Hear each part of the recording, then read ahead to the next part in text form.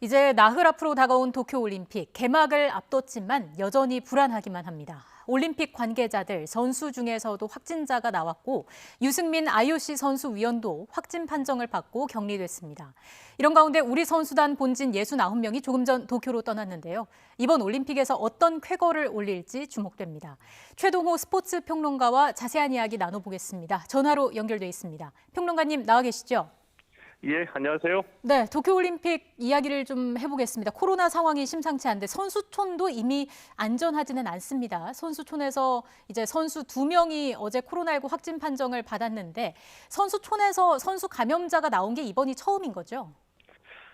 그 이전에도 선수촌 관계자 중에서는 확진자가 발생을 했는데요. 예, 이 선수가 양성 판정을 받은 것은 이번이 처음이죠. 자, 그렇죠. 그런데 좀 심각한 일종의 시그널이라고 보거든요. 네. 물론 이제 이 올림픽 관계자들도 대회 운영을 위해서는 필수 불가결한 이 중요한 인력이긴 하지만 이 선수촌 내에서의 감염으로 선수가 감염이 됐다는 것은 직접적으로 경기 진행이 힘든 상황이 도래할 수도 있다는 뜻이거든요.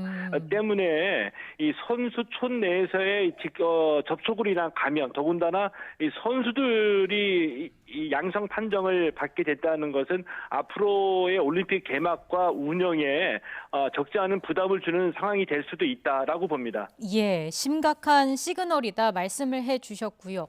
일단 뭐 무관중 형태로 치러집니다만은 결국 이 상황이면 제대로 치러질 수 있을지 우려가 나올 수밖에 없다라는 말씀이신 거죠?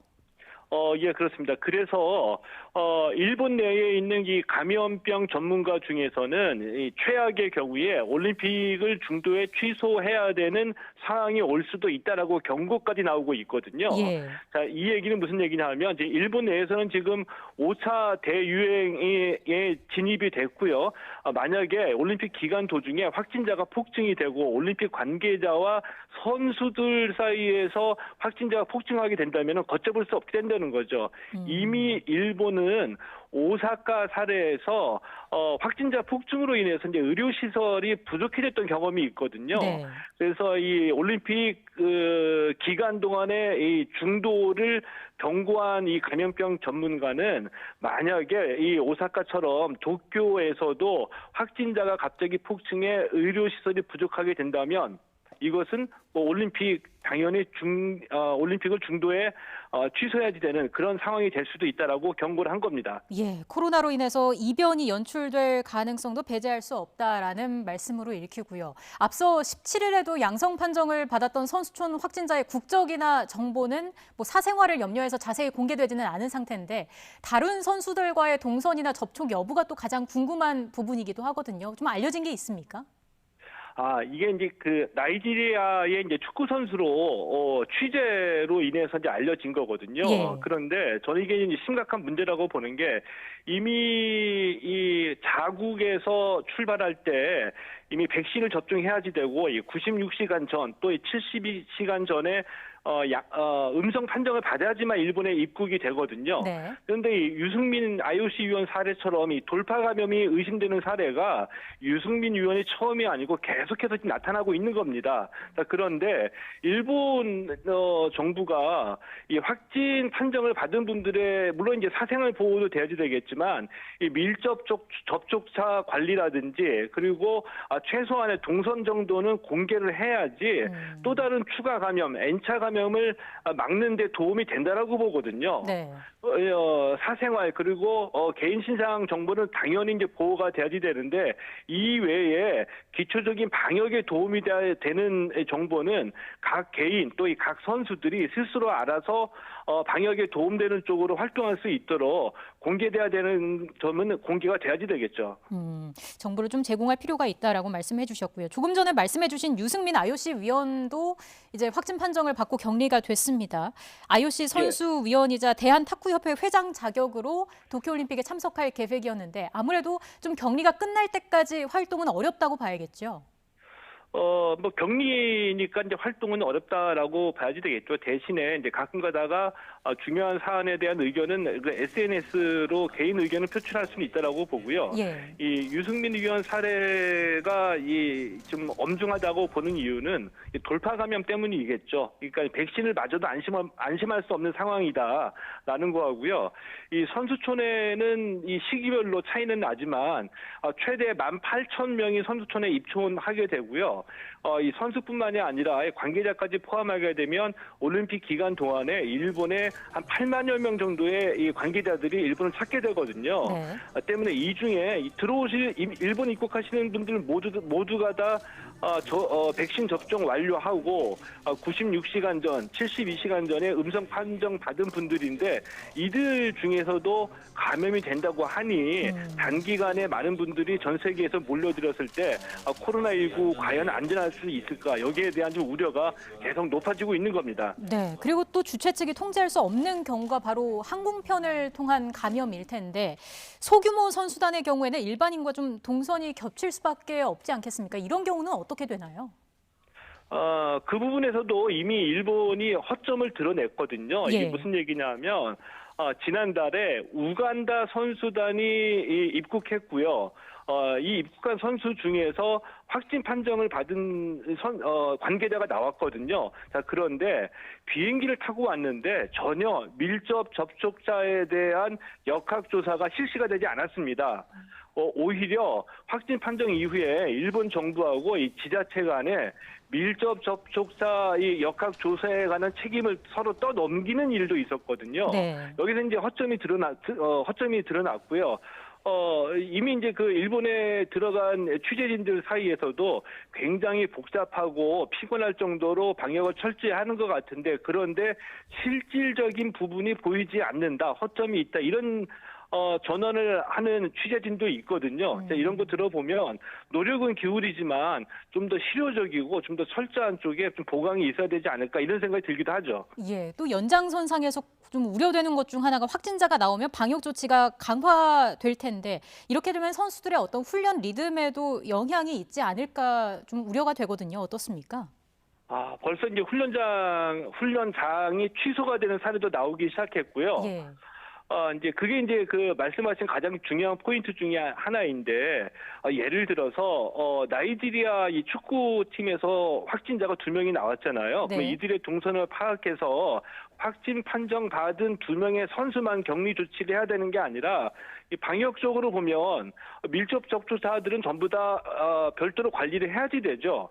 이럴 경우에 만약에 지금은 올림픽 개막 전이지만 올림픽 기간 동안에 이런 경우가 나오면 경기에 참여할 수 없는 팀이나 개인 선수가 많이 나올 수 있다는 거죠.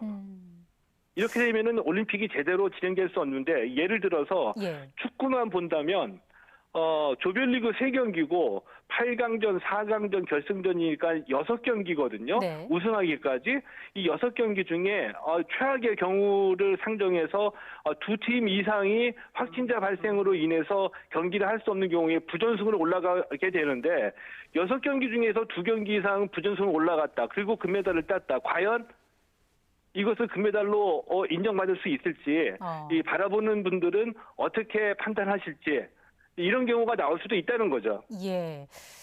참 걱정이 되는 부분이 많습니다. 이런 상황에서 오늘 우리 선수단 본진도 도쿄에 입성합니다. 역시나 안전이 무엇보다 중요한 상황이고요.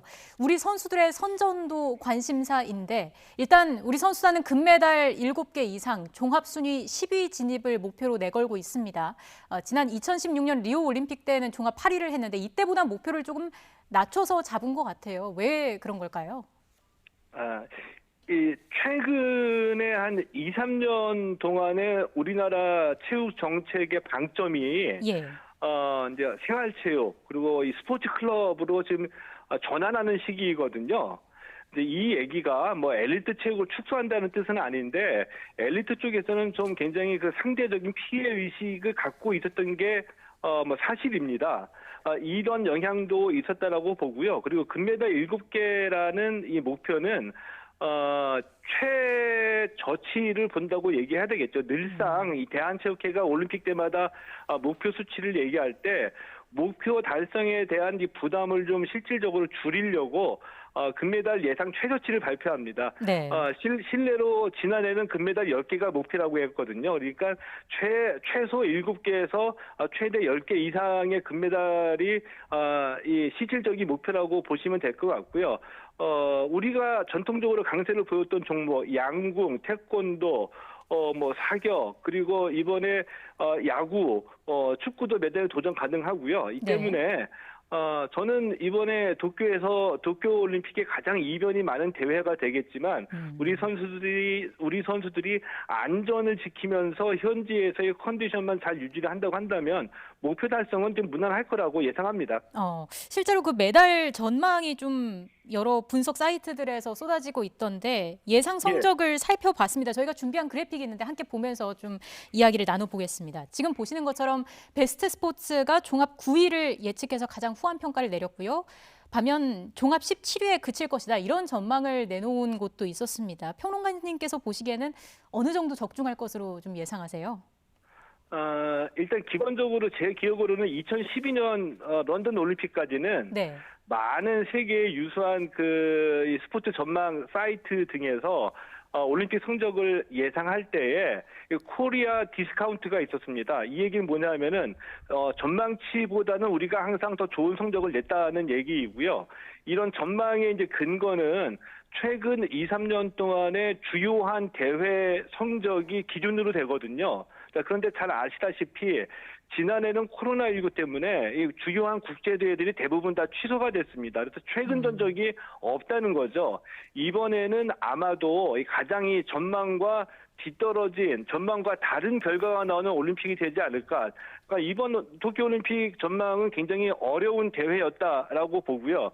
그리고 2016년서부터 이 코리아 디스카운트라고 보는 이런 현상이 좀 없어지기 시작했기 때문에 우리가 무슨 20위권 밖으로 이 전망하는 이건 얼토당토하는 얘기라고 보고요. 이 대한체육회가 예상한 금메달 7개에서 10개 이상 이 정도가 가장 정확한 예상치라고 봅니다. 네, 평론가님 마지막으로요. 앞서 관심 끄는 종목도 말씀해 주셨는데 이번 올림픽 우리 선수들의 관전 포인트를 좀 꼽아주신다면요? 첫 번째는 이번 도쿄올림픽 자체로 코로나19로부터 안전하게 끝까지 폐막식까지 안전하게 치를 수 있을까? 이게 더 이슈가 될 것 같고요. 우리 입장에서 가장 중요한 거, 금메달 7개에서 10개 이상으로 5회 연속 톱10을 목표로 하고 있는데 이 톱10을 과연 지켜낼 수 있을까? 톱10 목표 달성하고 여기에 야구가 결승전에 올라가고 축구도 메달을 딸 수 있는 경기를 하게 된다고 한다면은 제 예상으로는 어느 날 갑자기 올림픽 붐이 일 수도 있다라고 보거든요. 이것이 이제 우리 입장에서 보는 관전 포인트고요. 올림픽 전체로 보면은 2012년, 그러니까 2008년에 베이징 올림픽에서 중국이 금메달 기준으로 한 종합 1위를 기록했거든요. 그 이후로는 모든 올림픽에서 미국이 1위, 중국이 2위였는데 올림픽에서의 G2의 경쟁, 그러니까 미국과 중국의 메달 경쟁도 관전 포인트 중에 하나죠. 네, 알겠습니다. 자, 우리 선수들 최상의 경기력으로 부디 안전하게 올림픽 치르고 오기를 기대하고 또 응원하겠습니다. 오늘 말씀 여기까지 듣겠습니다. 최동호 스포츠 평론가와 함께했습니다. 말씀 고맙습니다. 네, 고맙습니다.